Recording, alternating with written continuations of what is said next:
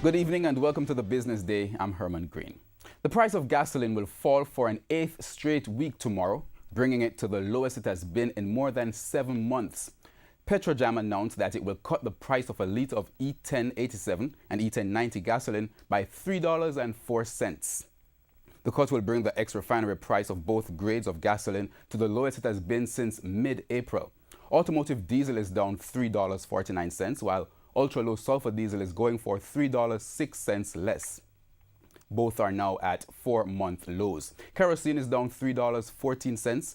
The price of propane will fall by $1.98, while butane will sell for $2.34 less. Oil prices traded lower today. Oil for delivery in December went down by $1.78 to settle at $50.31 a barrel. Get rid of them. That's the call from the Jamaica Chamber of Commerce, JCC, in relation to what the organization is calling nuisance taxes. Newly elected president of the JCC, Lloyd Distant, made the position of his members clear at a board of directors meeting yesterday. TVJ's Andrew Laidley reports. President of the Jamaica Chamber of Commerce, JCC, Lloyd Distant, says his members are serious about business. But he says the organization needs to be assured that the government is too. Mr. Distant is demanding that the government prove its position by getting rid of some taxes. A loud signal could be the removal of what we call nuisance taxes.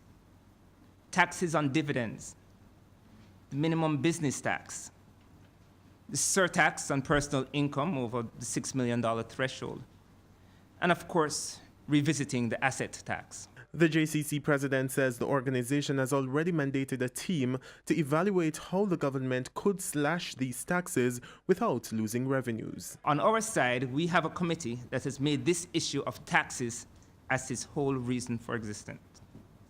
And in liaising with other business organizations and other stakeholders, we'll look at how these things can be accomplished. Mr. Distant is urging the government to implement changes which will motivate local companies to invest more. We ask that the government of Jamaica send the right signals, because even with all the positives noted, there continue to be naysayers, and we believe the right signals will further encourage our firms to reinvest here in Jamaica. The last reform to business taxes was done in 2013. For the Business Day, I'm Andrew Laidley.